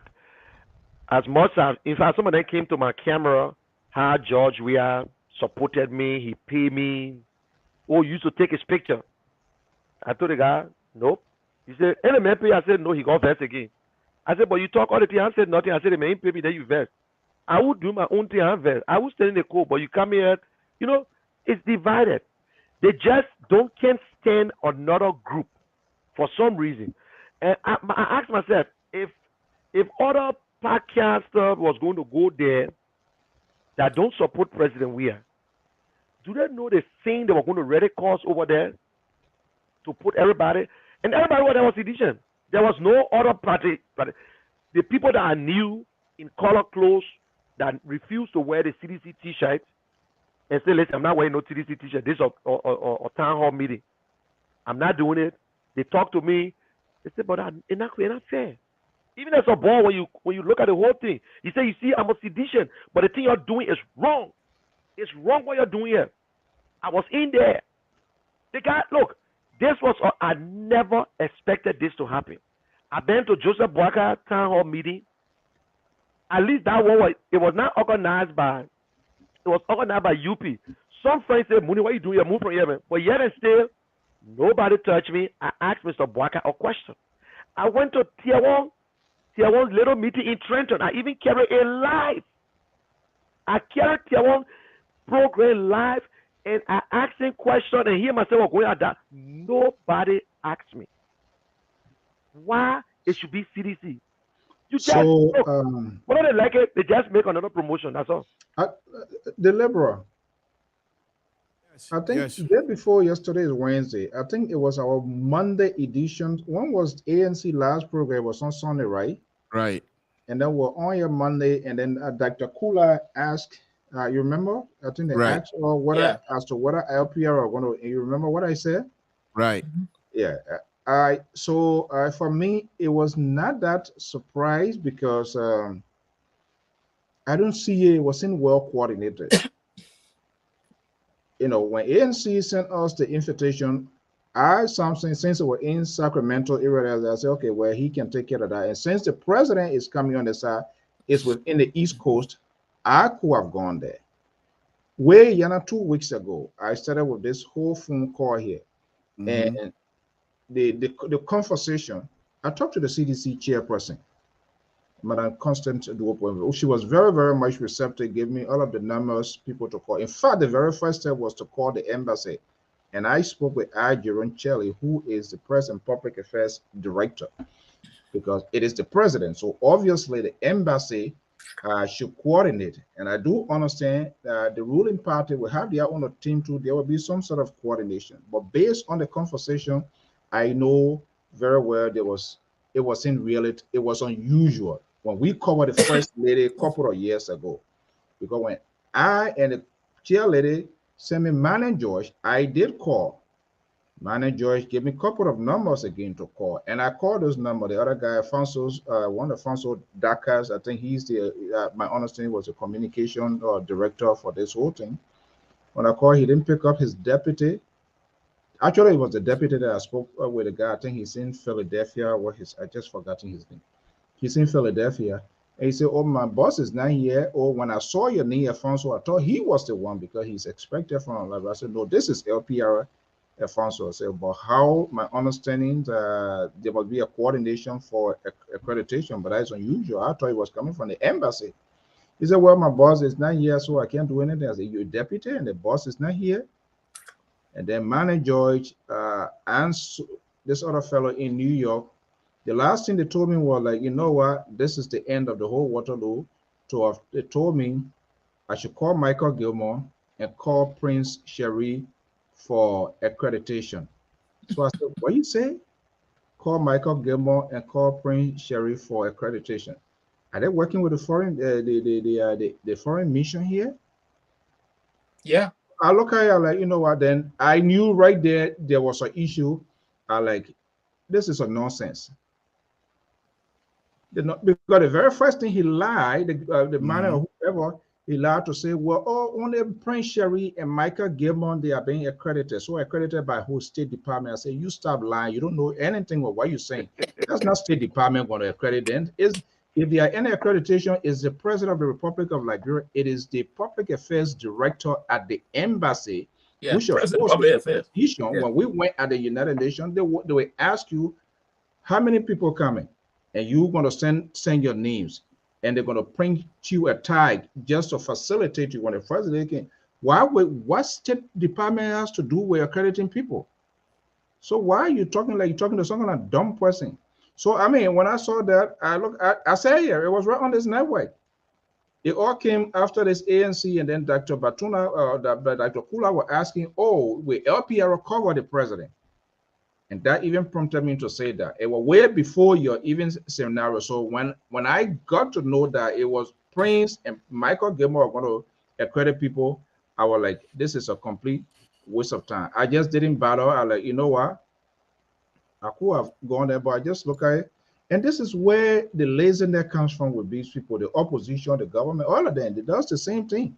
But the government, they is to their disadvantage because whatever happens in there, the video is already out. You know, it could have been a good, your position is known online, you support Alexander Cummings. So like you rightfully said, even if you raise your hand up and wanted to ask question, the moderator or the facilitator don't recognize you, you're not going to fight. But for Prince to come and then to ask the other Liberian, is there no light after the CDC glare government? People just stupid and do things. They say nonsense the day we did in our country and get us to be where we are so narrow. That's being loyalty. That's not what they call loyalty. And I could see your interaction with Carrasco, but again, the people are here. So whatever they tell them, trust me, it could have been on your side. Like Ellis could meet the president, and General is here and say, "Hey, look, you know what? The Alfonso Mayor, sometimes he sound crazy or talk something about forget that man." And it just went. But you could see from future expressions, Carrasco, you could see. I mean, it was like, unfortunately, this is kind of. But I know very well it was just in good. And the But president said, "I said he came to have a dialogue with the Liberian people. So why would they allow these people?" Why were these two individuals to be the one to serve as the protocol? You have a lot of many other outlets here, whether they against or disapprove, but it would have been a good point that they have gone in there. It better they don't even ask questions and do their live streaming and the video go.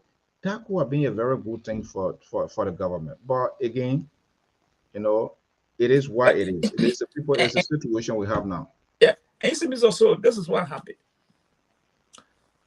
These people, some of them, this is their first time getting this kind of opportunity. So they don't even think. They just take it and put it over their head. When you can approach high profile people, it's where you make friends with people. The security you see around these people, they are not in that person interest. They are only there to do the job. You who is close to that person, you the one should be the person here. It used to happen many times when I lived with Omen Rancid. They will stop some people. You can't see the man. I would just kind of pass and go straight to the man and say, "Hey, so person here." Because I knew exactly their job. They say, "Oh, you don't have a appointment, you can't do this." So I knew. But when as soon as I see that thing, I pass straight. I go to the man. I'm not against the fact that people there is a protocol. That's Yes. the fact. There must be a Yes, that protocol. protocol If is the there. president is coming here fair enough, there must be That a protocol is protocol. there. In But what I'm fact, trying to say is Carrasco. Carrasco know this man well. He know the joint well. no. I don't think that's the point. Let's be honest here. I don't think No, that Mr. was So the point just at hold that on. point in time. Just hold on. That protocol is there. They say nobody But it passes. doesn't work like that, Mr. Joy. And I can tell you upfront, that was No, not Mr. even Mr. Carrasco. So just give up. I think Carrasco was very gentle. He was calm. He did recognize money, and they had a I'm conversation. trying, Mr. But to Mr. have So just gone inside there, there's no way that it can work that way. No, Mr. So, let me tell you. And money will attest to it because he used to work with Mr. Ford. That security, you now certain people can they say no, they can't see the person this or whatever the minister. They say that that's a job. When you come, you know that person. You speak the past. So you can go to your boss and whisper in ear, "Sir, so person here." That's maybe you know did it, but I know money did it to people. What I'm saying, and I think money get it very right. What I'm saying, so when it comes to providing coverage to the president of a nation, Liberia, any other person, there's a process. Then I went through that path, but I realized it was just disorganized at all, very disorganized because first of all, the group here, in fact, we extended invitation to the CDC leadership here to create an awareness, to tell the Liberians, since we heard that the president was going to be coming to Harvard, they never showed. The guy man, he told me, "Oh, we went on Prince Sherry and how they call him, Jide Hato." So I said, but those are people that are for you. So what's the point of really wasting time? Go to somewhere, maybe you're going to come across new audience and tell the Liberian people exactly what the president is coming for, who wants to go, put it out there and leave it with them, who will go, who will not go.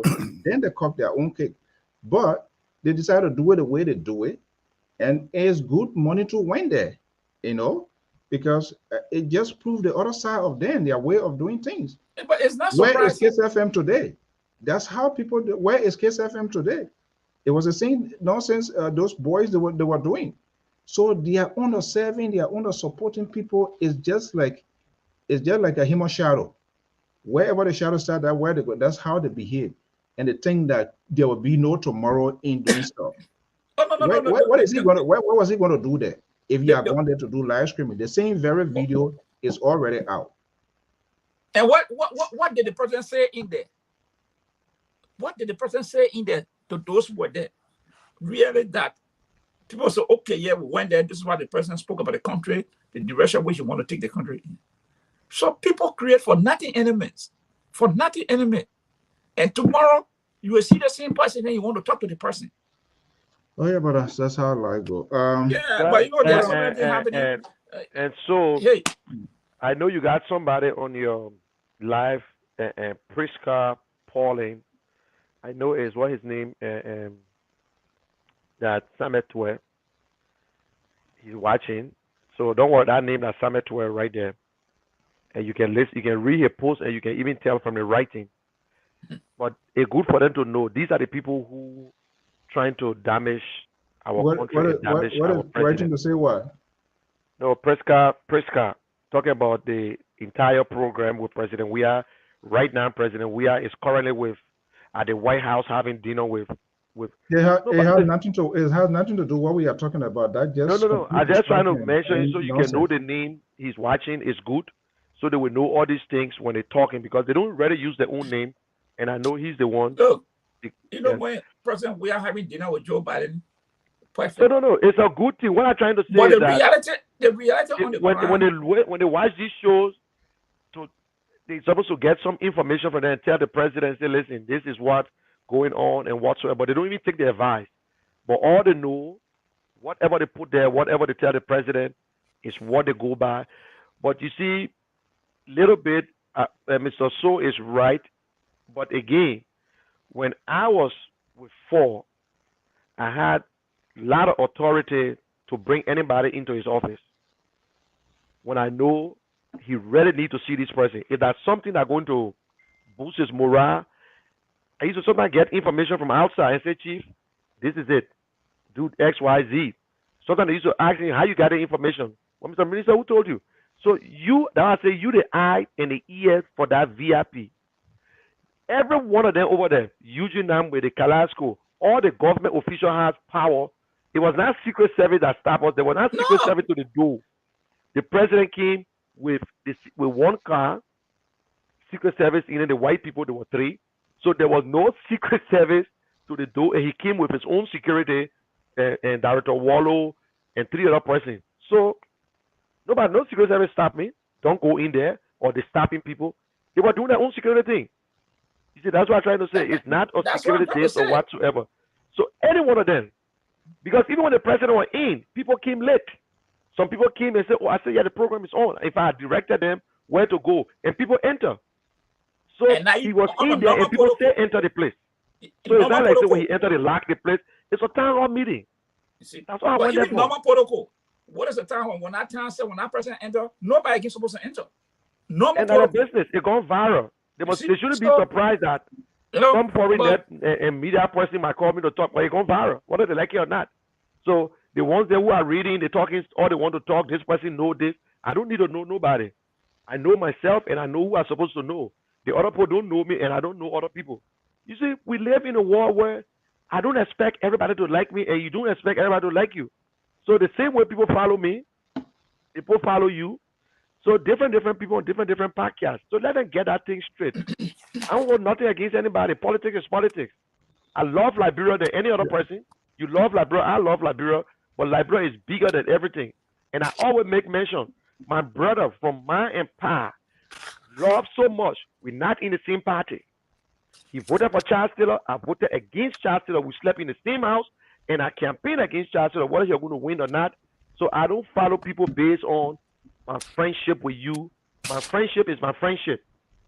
But when it comes to things that we other people, I can get differences with you. And that's it. It was for G-Bag, it was for you people. I was not for you people.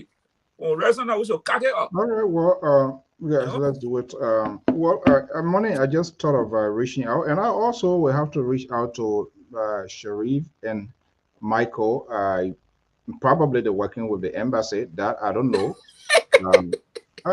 I mean, I can't say that, but I know the routine when it comes to accreditation and how it's supposed to work, and that's why the first initial call was placed with the embassy to speak with the authority. Really, I closed to have this, and I know there should be a protocol because when a sovereign nation president is visiting whether he or she outside of the country coming, regardless of Liberian, there must be a protocol. Unfortunately, it just that it wasn't coordinated, and they decided to do it the way they should do it. So they shouldn't give you a wrong image, wrong perception to projection to say all Liberian. If every Liberian were calling, maybe they were related to the union, the ULA, county organizations, and be well coordinated so that Liberian people will go there, people that agree or disagree, so that we'll see the other side of the story.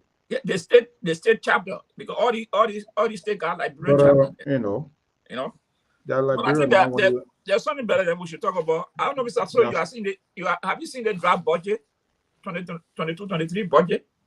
Yeah, well, I mean, we can't talk about it now because of no, time I just now. We hope to, yeah, I already get it. So we're going to find time to have it. Well, Money, I thank you so much for popping in, and hey, that's that's the tough that we're involved. Sometimes in giving coverage and stuff like that, but I think it was just. I mean, it was nothing that could have. I don't know. I'm just out of words. It's unfortunate.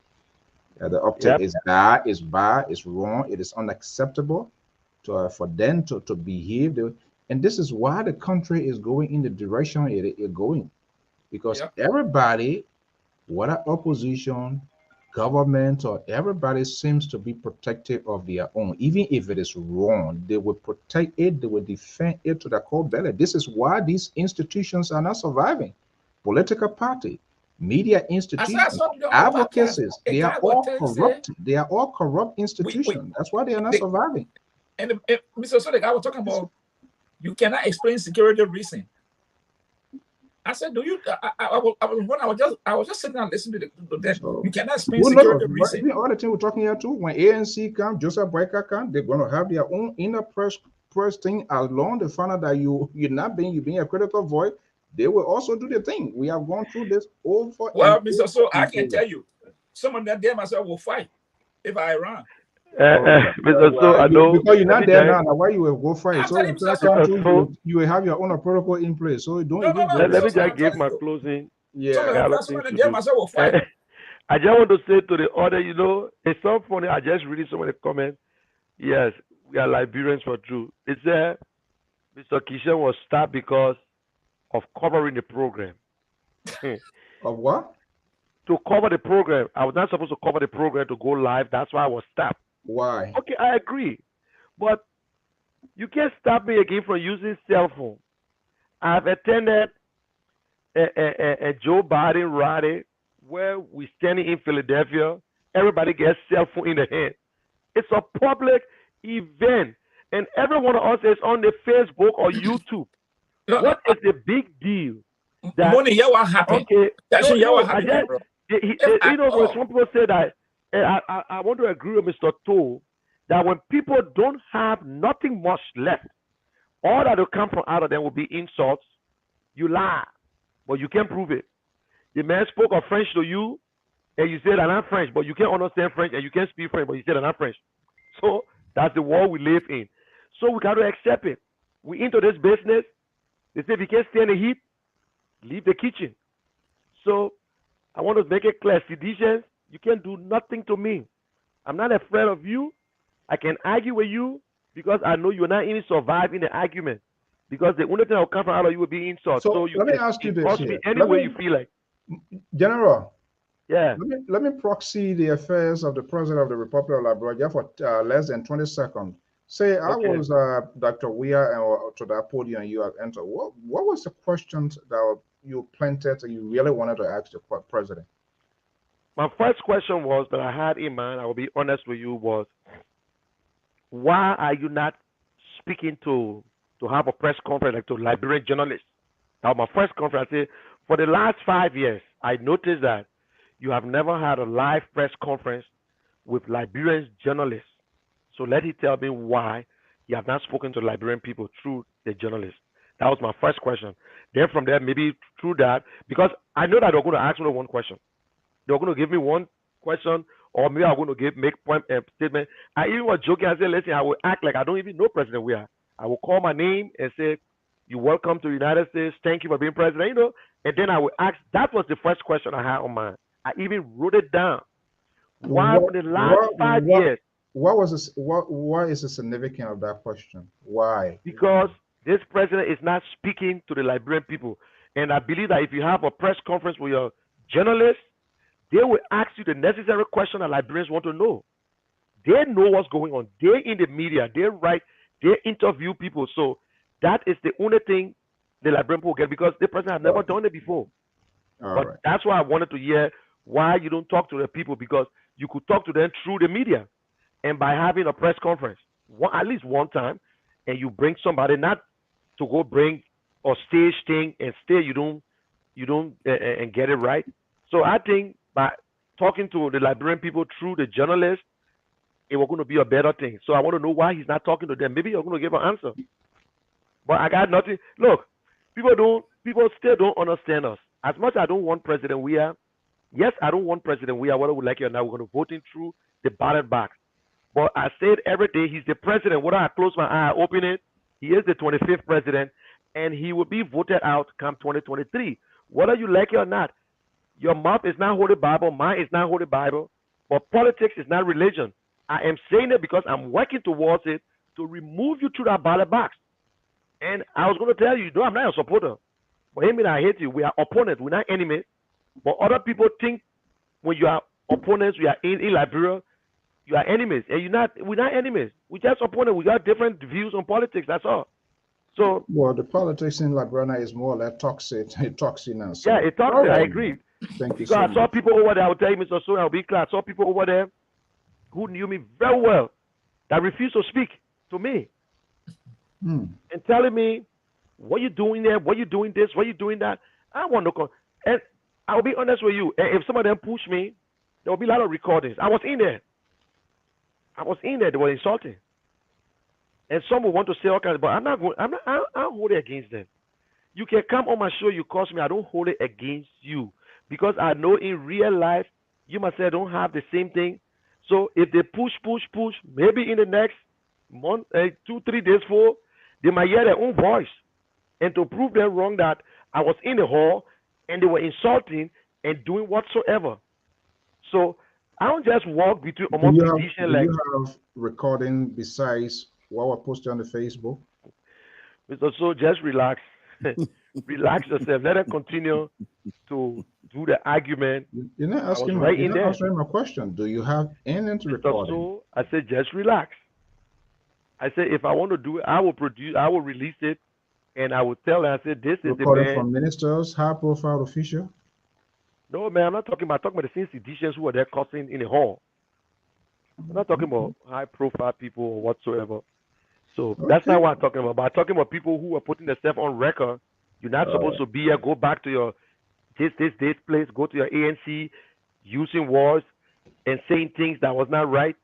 So, but this is the world we live in. This is what we live. This is the world that we have. We got to live with it, the Liberian people. But it's just shameful that if people in Liberia behave the way they behave, I will understand it. But not to leave Liberia, come into the nice world where you're supposed to change things. God bless you in this country, and you think that I'm not supposed to be in the gathering of the president. It's up to you. But if it's a CDC program, I will not go there. My friend Yaya Sherry during the inauguration invited me. I never show up. Yeah. This is other person here. I don't know whether that's the community. It is disappointing the Liberia Public Radio to bring Kishan on its platform to discuss one side. You see how dumb you guys are when you say you guys. I think your brain is like a fish brain, because I say here I want to reach out to Prince and you're talking about to bring. You think our network is a courthouse that when you bring one person, you talk to them, you got to. Well, any other network doing it to kind of like do those sort of entertainment. That's not what we do. Everybody's voices got to be heard. He's the principal person in the picture, if you don't know. So that question or that saying that you're saying there is like I don't even want to waste your time. This is how you got mislead and carry this innuendo subliminal message false who you're not even can't look in the faces of the very people you're supposed to say, oh no, this one here is wrong. Let's do it this way. Kishan is not a Liberian because he have a side. I didn't tell you the number of sedition down to their cheerleader, the man and George, the what his name, other guy from New York. I should make a song before you get to know that. You're disappointed. If you are disappointed, well, I'm sorry. Find something else to do. Okay, guys. Kishan, thank you. We just want to make sure to hear the narrative, even though we saw the video. We just also wanted to hear something to see whether it was contrary to what you have. The Liberal Progressive. Thank you so much, Amos George. Sunday, the Liberian War today. It's on LPR. It's on Sky. Will be heard at 11 Eastern Standard Time. My guest will be Clarice Alpha Ja. Clarice is a former senator of Mount Gibby County. We are hearing she is contesting again. She's going to be appearing on LPR Sunday at 11 a.m. Eastern Standard Time, which should be 4 p.m. in the West African state of the Republic of Liberia. What is she going back? What was undone that she's trying to go and settle to? Which party does she represent, and what is a new message? They got to go for the $30,000 for miscellaneous thing. So the woman to you full of trouble. Good night, bye bye. But in the budget, I mean, I just want to leave this thing to my folks. Now look, December 17th will be the rally. And we're asking everybody that will be turned out to be very peaceful. So you make an announcement for CPP? They pay for it? No, they pay for it. That Liberian Public Radio. I mean, that's what we did to serve people. So I just because with this, that was the opening topic of the discussion. So I just trying to read. You going for the rally? Huh? Are you going for the rally? No, I'm not going for the rally. That's why I'm trying to urge my people to attend the rally because I won't be there. Why you not going there? Why you can tell people to go and you don't go? Well, everybody can't go on the battlefield at the same time. No, when Martin Luther King was when he was leading, he was part of the group. He held the hands of the people. That's why you got Alexander Cummings now should be in Liberia. He's there. Alexander Cummings will eat. Where Joseph Boykato you going there? No, Boykato just said. They're not part of it. You say you're not even organized. That's the whole thing. Say get people sick in this whole thing here. Nobody. That's why no politician talk for me. I talk for yourself because all of these things you're doing here at the end of the day, we're going to come back to the same thing. If these guys are unable to come together as a small group of people like this. Yeah, Mr. So here's the thing here. The envy and jealousy in the country among these leaders is very terrible. You know, there's a genuine cause. You don't tell them. Well, I don't know what the other people don't tell the people, but I speak my mind. But this is the problem. Just a boy, he needs to find his retirement fund. He needs to find his retirement fund. But I want to know when Samson told them they are for a generation that is no longer existing. Yeah, I don't get it. Let me go, gentlemen. Have a pleasant evening. I don't want my cholesterol to go up this evening. Is a man Boyka going to the rally? Thank you for the night, Mr. Soul. We will talk to you. Okay. All right, guys. The want to discuss here banking in Nigeria about the list that we know what will happen to the list. Yeah, man. So they allow the kingdoms of Morocco today. Yeah, but you know what the French people say? They say Provoki order that what they beat them for. Are you sure? Well, what Provoki did? Now George, we have country beat Morocco. George is a French citizen, you know. So they beat Morocco. All right, good night, folks. Thank you so much. Yeah, Morocco, they had a good time, but good start too. But hey, you know, the France, I mean, it's an old-time football guru. Somebody got to win. Thank you so much. Somebody got to win. I know. Thank you so much. Okay, well, folks, we're going to leave it here this evening. We're going to be back here on Friday with the full house, and we're going to have a lot of conversation. We are keeping close eyes on the what about rally that is in the making. We need to know more about the rally, why it intended. There are so many rallies, so many protests, and things being happening. But we're waiting to see who are those speakers and what would they be saying. What's the tune at this time we're going to be hearing? Those are things we're going to be looking forward and to see what it looks like. Let's have this here. And I got the news that we have to meet and greet. It's an honor for me and our entire government.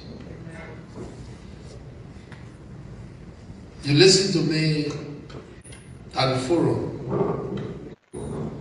I said it before. I invited you to Liberia. You came, you sat with me. I said to you, you are important